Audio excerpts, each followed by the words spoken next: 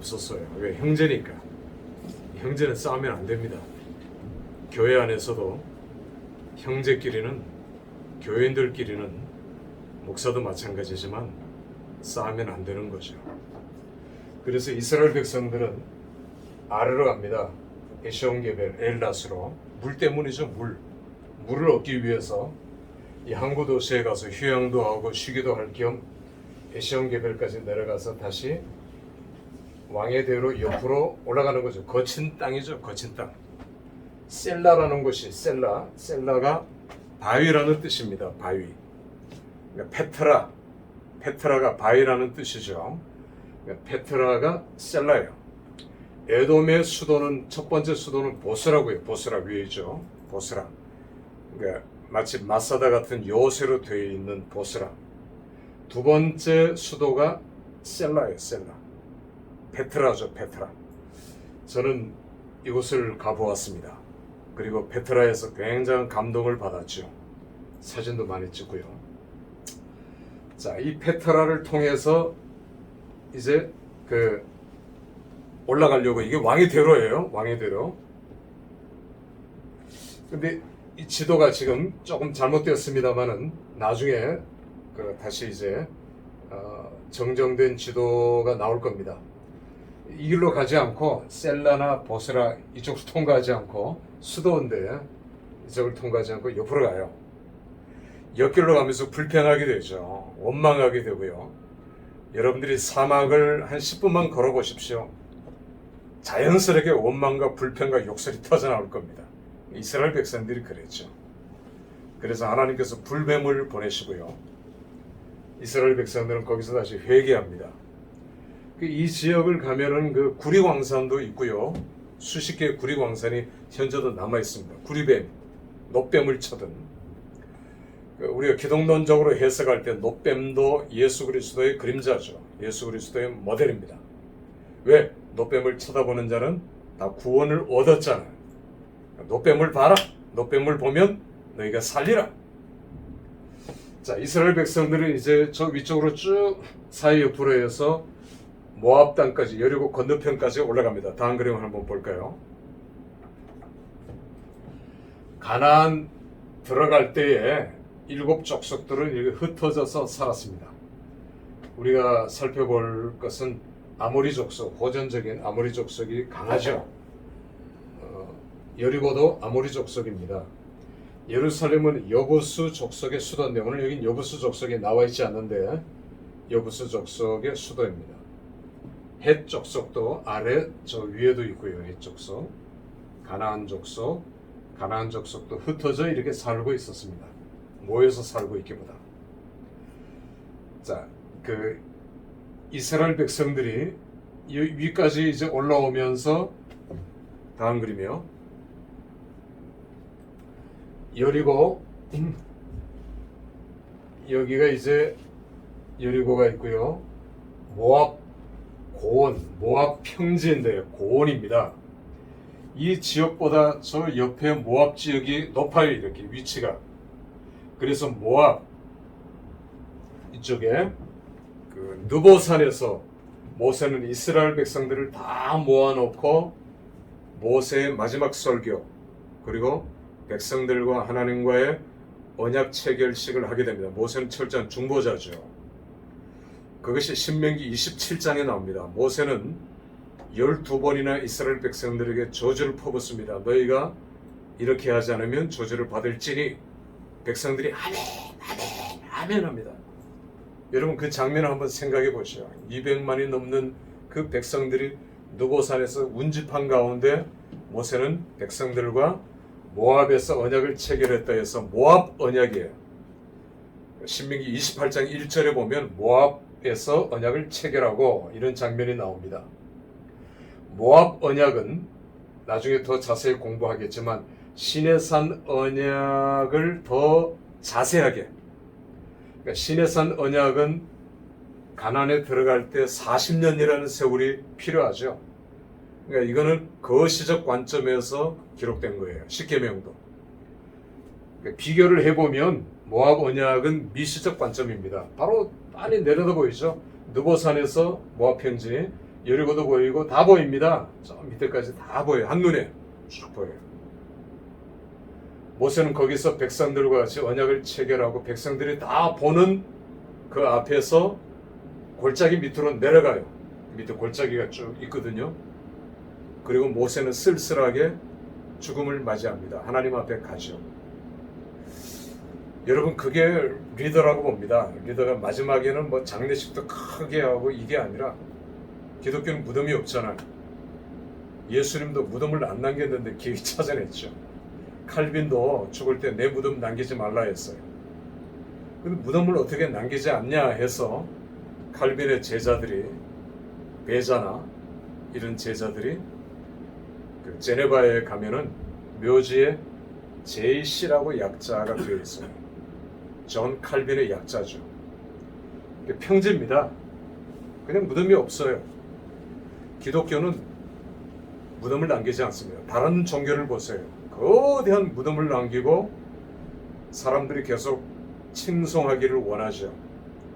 모세는 무덤을 남기지 않았어요. 예수님도 마찬가지고요. 우리도 하나님 앞에 갈 때 무슨 큰 무덤이나 이런 건 성경적이 아닙니다. 자, 육지같이 건넸는데 여리고는 현재 가서 보면 여리고가 이렇게 조금 높은 곳에 위치해 있어요. 그런 걸 모르죠. 길갈에 먼저 갑니다. 길갈은 이스라엘 백성들의 첫 번째 수도예요. 임시 수도입니다. 임시 정부. 그래서 길갈에서 여리고, 길갈에서 아이, 길갈에서 실로, 이런 식으로 실패해도 길갈로 돌아오고 전쟁에서 승리해도 길갈로 돌아옵니다. 길갈은 중요한 장소죠. 역시 기독론적으로 예수 그리스도를 다이폴로지합니다. 우리가 실패해도 다시 예수님 앞에 나가야 돼요. 나 실패했다고 예수님 빠이빠이, 이거 아니죠. 나 사업에 실패했어요. 예수님 교회 빠이빠이, 목사님 빠이빠이, 이게 아니라 실패해도 다시 길갈로 돌아오는 겁니다. 그런데 길갈에서 이스라엘 백성들이 여리고하고는 2km밖에 안 돼. 2km. 뭘 했느냐면 할례를 했어요. 할례를. 광야에서 할례를 못했거든요. 거친 광야 생활 속에서 그들은 할례를 하지 않았습니다. 그런데 첫 번째 전투를 앞두고 하나님께서 할례를 지시한 거예요. 첫째는 유월절을 지켜라. 두 번째, 할례를 행하라. 할례를 할 때에 3일 동안 그들이 고통 중에 있죠. 적어도 3일, 일주일. 그때 여리고 성문을 열고 천대도 쳐들어오면 어떻게 합니까? 그런데 순종했어요. 이게 중요합니다. 안 될 것 같아도 순종하는 것. 불합리한 명령에도 순종하는 것. 내가 다 이해가 되면 순종하고 이해가 안 되면 불순종하고, 이건 믿음이 아니죠. 안 될 것 같아도, 내 눈으로 볼 때는 분명히 이게 안 돼도 이게 하나님의 명령이라면 내가 목숨을 초계같이 버리며 순종하는 것이 믿음이죠. 맹종은 아닙니다. 믿음은 신앙 위에, 믿음 위에 바탕을 두고 굳게 선 순종이죠. 그래서 그들은 길갈에서 할례를 행합니다. 여리고에선 빤히 내려다 보이는데도 그들을 공격하지 못하죠. 하나님께서 막으신 거죠. 여호와의 군대 장관이 나서서 지시를 합니다. 자, 정탐꾼을 보내죠. 여호수아가 정탐꾼을 보냅니다. 한 사람의 이름은 살몬이라고 나오고 또 한 사람은 이름이 없어요. 이들이 여리고에 몰래 잠입하죠. 여리고는 이중 성벽으로 되어 있고, 여리고는 돌과 중간에 역청으로 이렇게 해서 세워진, 여리고는 큰 높은 성벽이 아니에요. 그저 한 4, 5m 정도 되는, 그리고 여리고의 그 둘레는 한 1km 조금 넘는 조그만 성입니다. 그러나 남부 가나안의 관문이죠. 관문. 여리고를 통해서. 북부 지역의 관문은 하솔이라고 있어요. 하솔은 여리고보다 30배가 더 커요. 거대한 하솔입니다. 하솔, 수도. 여리고. 자, 여리고에 정탐한 살몬과 한 사람, 두 사람은 어디로 들어갔나요? 술집으로 들어가죠. 술집. 술집이 정보가 제일 빠르죠. 술집에는 무역하는 사람들이 제일 먼저 술집에 들어가서 밥도 먹고 숙식도 하는, 또 정보도 얻는, 또 필요한 것들을 사기도 하고 또 사람들을 교류하고 만나는 장소가 술집이겠죠. 정보가 제일 빠릅니다. 술집의 여주인이 누구였습니까? 네, 라합이죠. 라합. 그러니까 라합과 우리가 여호수아서를 보면은 언약을 체결합니다. 언약. 베리트, 히브리어로 언약을 체결하죠. 그러니까 라합은 내가 당신들을 숨겨주면 당신들은 나와 내 가족을 살려주시오. 나는 상천하지에 여호와 같은 분이 없는 걸 내가 알았나이다. 내가 야다 알았나이다. 체험했나이다. 내가 믿나이다. 이 말이거든요. 왜? 라합도 수많은 사람들을 통해서 정보를 수집하고 대조하고 우리가 그걸 교차해서 이 사람 저 사람 또 이 무리 저 무리 그렇게 확인을 하죠. 그렇게 해서 라합은 하나님을 믿지 않았지만 하나님의 사람들을 처음 만났지만 믿음이 이미 들어가 있었던 것입니다. 하나님은 반드시 언약을 지킨다. 그리고 하나님의 백성들은 바사랑 옥부터 시작해서 계속 한 번도 지지 않았어요. 비무장인데 그들을 당할 자가 없어요. 이 조그만 여리고성 이건 무너진다는 걸 분명히 알고 있었기 때문에 라합은 정탐꾼과 언약을 체결할 수 있었습니다. 숨기죠. 근데 정탐꾼들이 나중에 붉은 밧줄을 이렇게 내리지 않습니까? 신호, 사인. 그 붉은색도 역시 기독론적으로 해석할 때는 예수 그리스도의 타이폴로지입니다. 구원이죠. 구원의 줄, 십자가의 줄입니다. 자, 언약을 체결한 라합.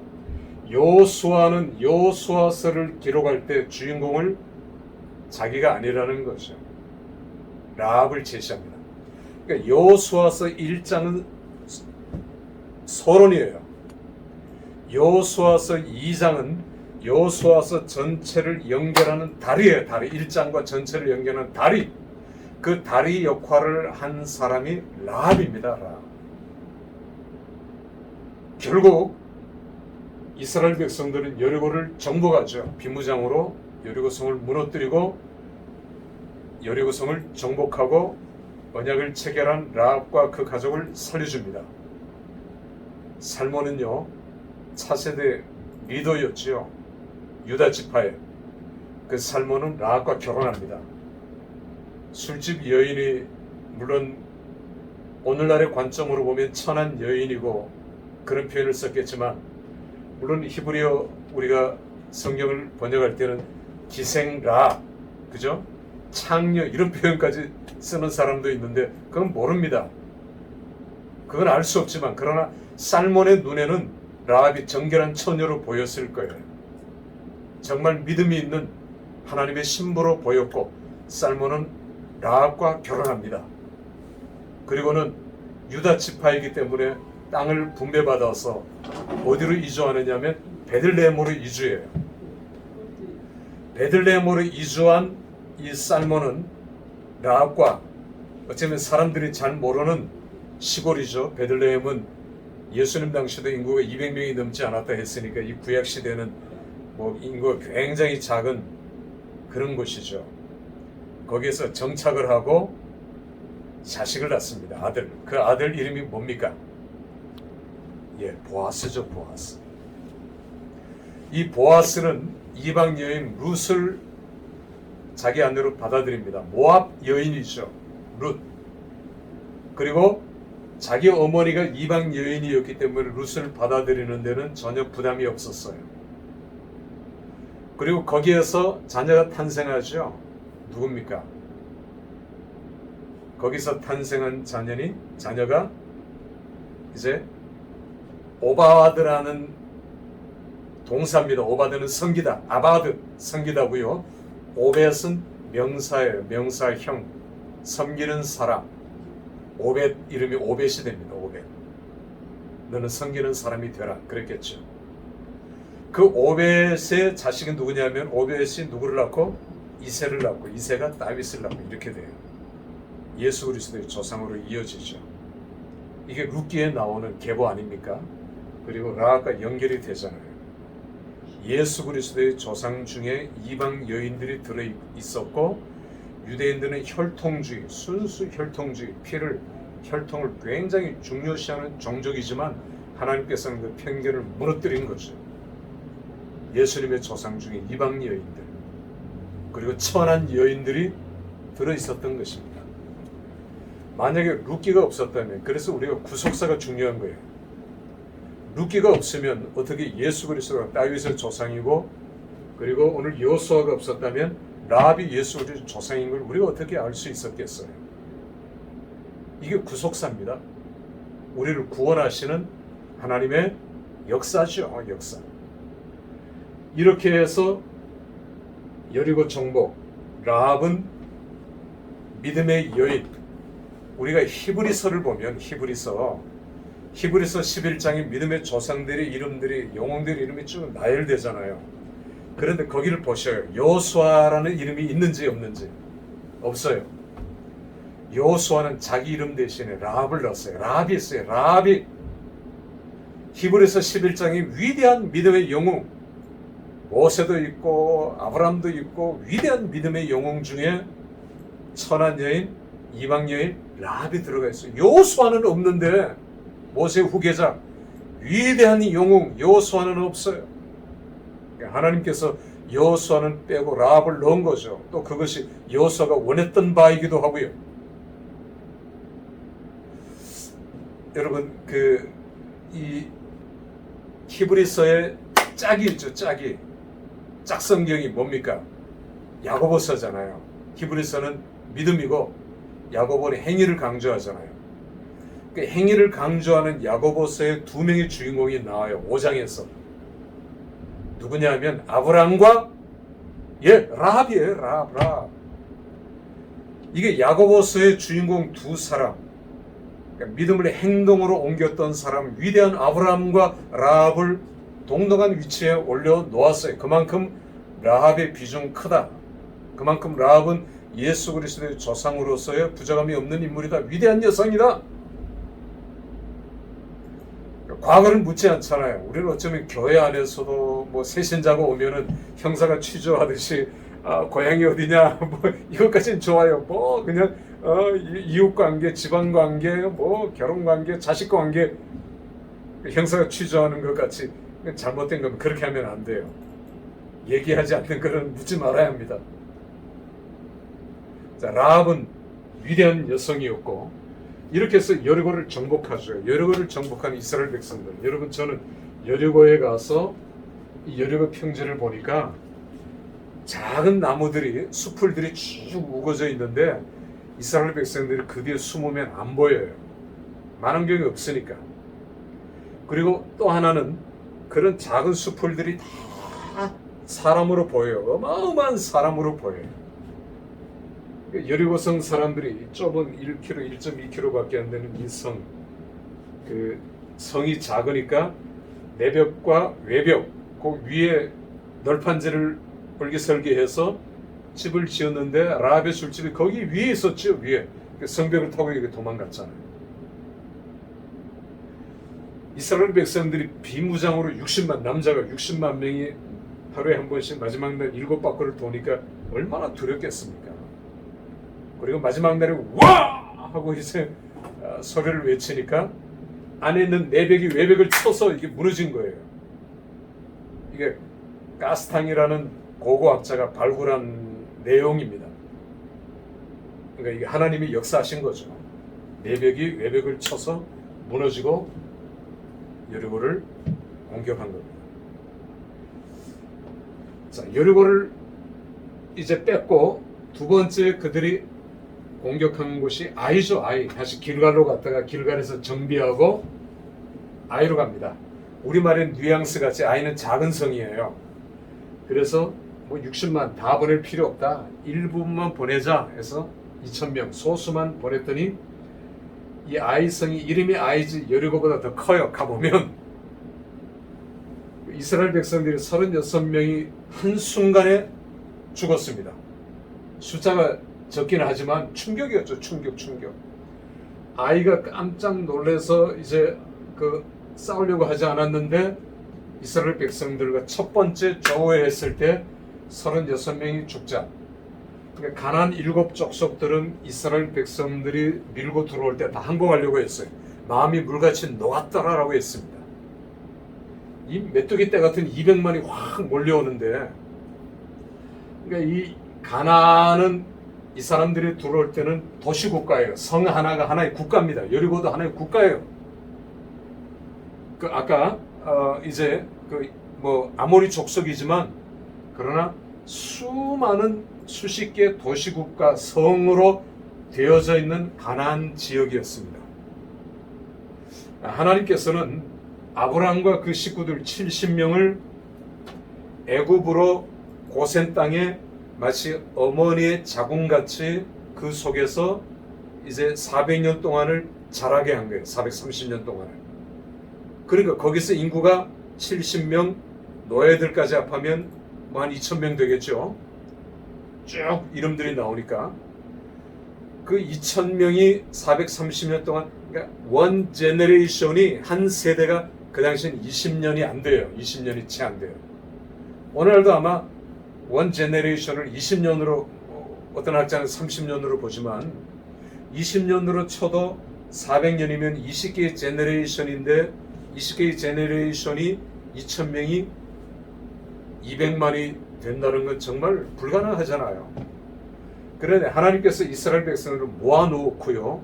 이스라엘 백성들은 다산이에요. 다산. 자녀들을 10명, 여기 뭐 야곱같이 12명, 딸도 있었잖아요. 디나. 그러니까 그 한타스, 연필 한타스, 축구선수 11명을 낳듯이 유대인들은 계속 자녀를 낳는 건 낙태를 안 하니까 하나님 주시는 대로